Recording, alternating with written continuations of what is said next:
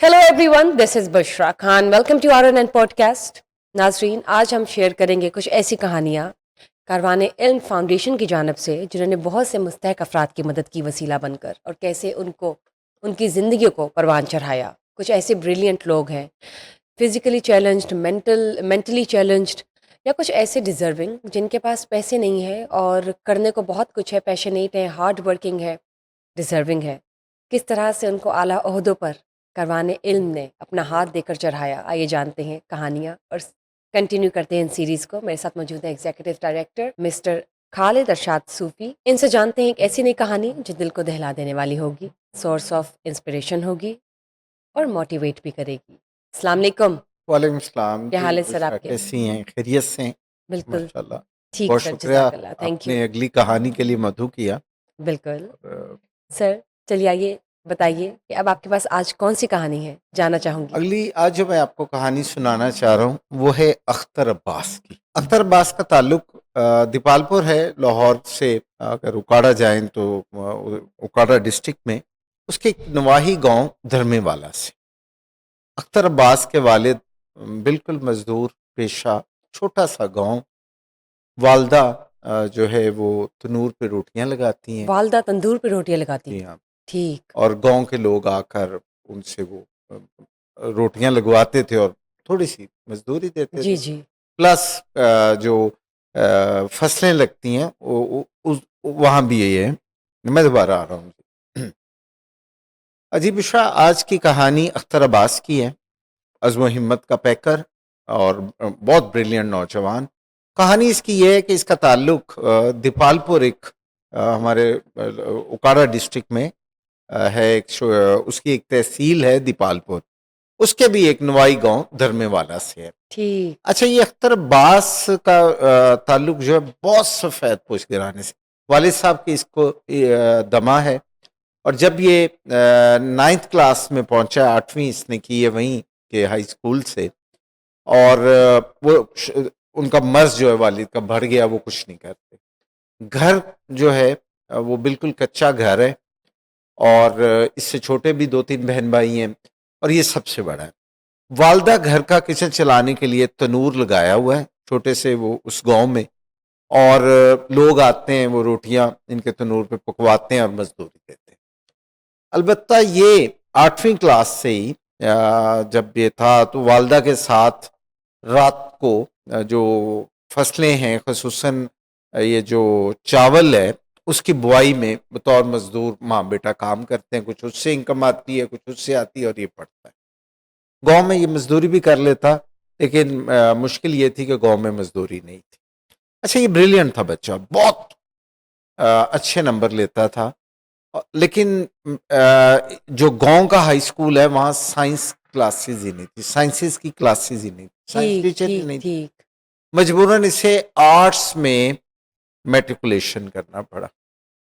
ठीक हो गया। आर्ट्स में अब उसने मैट्रिक किया। जी, 9th क्लास के पेपर देता था, दिए जब इसने, तो अपने एक रिश्तेदार के साथ लाहौर में आ गया। अंडर एज बच्चा और मजदूरियां करता रहा राजों के साथ। राजों के साथ। ये जो मेसन्स होते हैं, ये घरों की ठीक, तामीरात ठीक, में ठीक, ठीक। ईंटें पकड़ा दी, गारा पकड़ा दिया। कुछ पैसे बने और वापस गांव चला गया। फिर स्कूल में पढ़ता रहा। मैट्रिक का जब इसने इम्तिहान दिया तो दोबारा लाहौर में आ गया और हमारे यहाँ लाहौर जौहर टाउन में अपने एक मामूजाद के साथ मजदूरी करता रहा। और वो सारा टाइम जब तक रिजल्ट नहीं आया वो इसने गुजारा। ये है 2002 की बात। 2002 में जब मैट्रिक का रिजल्ट आया तो ये अपने गांव से साइकिल पर शहर आया, दीपालपुर शहर में। और वहां जो किताबों की एक दुकान है उसके पास गजट में अपना रिजल्ट देखना था। अब तो ऑनलाइन आ जाता है ना, मैं 2002 की बात कर रहा हूँ। उस दौर में लाहौर बोर्ड की तरफ से एक बकायदा एक किताबचा शाया किया जाता था जिसे गजट कहते थे। उसमें तालिब इल्म का रोल नंबर और आगे उसकी पोजीशन होती थी कि उसने पास किया है, फेल हो गया और टोटल कितने नंबर लिए। ये आया तो इसने अपना रिजल्ट जो है वो मालूम करना चाहा तो वो नहीं था। उसने कहा भी कि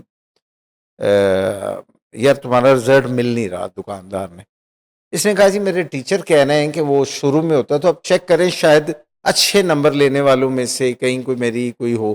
اس نے جھجکتے جھجکتے اسے کہا, دکاندار نے کھولا تو بشرا کس نے لاہور بورڈ ٹاپ کیا ہوا تھا, او اختر زبردست. عباس نے. وہ دکاندار نے تو ارد گرد کے دکانداروں کا, ہوئے بچہ دیکھیں کہاں کے ہو, کس محلے کے ہو, کس جگہ کے. اس نے کہا جی میں تو دربے والا گھر. اچھا اچھا اچھا اچھا, کس کے بیٹے ہو, کیا کرتے ہو, تم نے ٹاپ کر لیا لاہور بورڈ میں. کئی مطلب بچوں کو ہزار, ہاں بلکہ جی سب مور سے دین آگے 1 نکل لیکس گیا. سبقت. ٹاپ لاہور بورڈ میں سبقت ہائیسٹ نمبر لیے. ہاں جی. اور اس کے پاس نہ جیب میں پیسہ بھی نہیں تھا.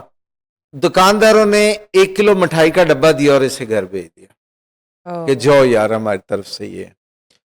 اچھا 2002 میں کا اتفاق دیکھیے کہ کاروان علم فاؤنڈیشن جو بنا ہے یہ اختر عباس اور کچھ اور بچے ہیں ان کی کہانیوں کی وجہ سے بنا. ہم نے 2002 میں میٹرک پنجاب بھر کے تعلیمی بورڈوں کے بچوں کے اعزاز میں لاہور میں ایک تقریب کی. یہ آئیڈیا تھا ہمیں اردو ڈائجسٹ کے پلیٹ فارم سے آیا. اس دن جب اس بچے کو دعوت دی گئی کہ لاہور بورڈ کا بچہ آئے اظہار خیال کرے, تو اس کا ٹیچر بھی ساتھ ڈائس پہ چلا گیا. اس نے کہا جی یہ بچہ تو آپ کو اپنی کہانی سنائے گا, آپ بھی مبارکباد دیں گے, تو میں یہ بتا دوں کہ آج اس تقریب میں آنے کے لیے اس نے ٹرالی میں مٹی ڈھوئی ہے اور 150 روپیہ اس کو مزدوری ملی ہے, یہ اس سے آیا. ہم جنہوں نے وہ تقریب کی تھی اور حاضرین لاہور میں اس تقریب میں جناب اشفاق احمد خان صاحب بیٹھے تھے, اور ایجوکیشن سے, سیاست سے, کھیل سے, بزنس مین, بہت بڑی کمیونٹی تھی. میں شارٹ کرتا ہوں ان کے نام لینے کی بجائے, بس یہی سمجھ لیں کہ اشفاق احمد خان صاحب نے اس تقریب کی صدارت کر رہے تھے. مرحوم اشفاق احمد مرحوم, وہ جو ادیب اور معروف ادیب ہیں, صوفی ہیں. لوگ آشش کر اٹھے. پھر اس نے اپنی کہانی سنائی. تو اس کے چند دن بعد میں اس کے گھر چلا گیا دھرنے والے. ایک کمرہ, چھوٹا سا صحن میں ایک جانور بندھا ہے اور کوئی سہولت نہیں, بجلی بھی نہیں ہے گھر میں. اختر عباس پڑھتے کیسے تھے؟ کہتا جی اسکول میں, اسکول کے بعد سن لائٹ میں. میں نے کہا تم نے لاہور بورڈ ٹاپ کر لیا؟ اس نے کہا جی لاہور بورڈ ٹاپ کر لیا الحمدللہ. اور اس کی آنکھیں نا سرخ تھیں, لالی تھی. میں نے کہا یہ تمہاری آنکھوں میں جو لالی ہے یہ میں نے اس دن تقریب میں بھی دیکھی ہے, آج میں چند دن بعد آیا ہوں, یہ کیوں ہے؟ اس نے کہا جی کہ یہ رت جگہوں کا رنگ. کیا مطلب؟ کیا مطلب ہوا؟ کہتے کہ راتوں کو جاگا ہوں میں, اور میں نے مختلف مزدوریاں رات کو کی ہیں. اصل میں سویا ہی نہیں وہ. یہ فصلوں کی جو ہوتی ہے نا کاشتکاری, یا اس کی بوائی, بیج پھینکنا, اس کے بعد بہت سارے یہ جو مزدوریاں یہ مڈ نائٹ میں ہوتی ہیں یا ارلی مارننگ ہوتی ہیں. ٹھیک. اس نے کہا میں راتیں بھی جاگا ہوں, بہت ساری ماں کے ساتھ مزدوری کی ہے, پڑھائی بھی کی ہے, اس لیے یہ میرا ایک مستقل مسئلہ ہے کہ میری آنکھوں میں لالی آ گئی ہے. اس کی سٹوری چھاپی ہم نے, لوگوں نے اشش کر کاروان دیا علم کے ذریعے, اردو ڈائجسٹ میں, اور ساتھ ہم دائرہ بنا رہے تھے. کاروان علم فاؤنڈیشن بن گیا. تو ہی از دا فرسٹ اسٹوڈنٹ جن کو آپ نے مدد کی, جو اسکالرشپ جسے یعنی کہ کاروان علم فاؤنڈیشن کے سب سے اسٹارٹ پہلے کیا. اسٹوڈنٹ جو ہیں اب یہی اختر عباس ہیں. اختر عباس کو دیکھ کے تو ہمیں خیال آیا کہ ایک ایسا ادارہ بنائیں جو نہ صرف ان بچوں کو, پاکستان کے بریلینٹ بچوں کو اسکالرشپس دے, تعلیمی ضروریات پوری کرے, ان کا علاج معالجہ بھی کروائے, ان کو اگر رہائش کی ضرورت ہے تو رہائش بھی دے, ان کو آمد و رفت کے بھی پیسے دے, انہیں جس چیز کی ضرورت ہے دے. پھر ہم نے بائی لاس انہی بچوں کو دیکھتے ہوئے بنایا.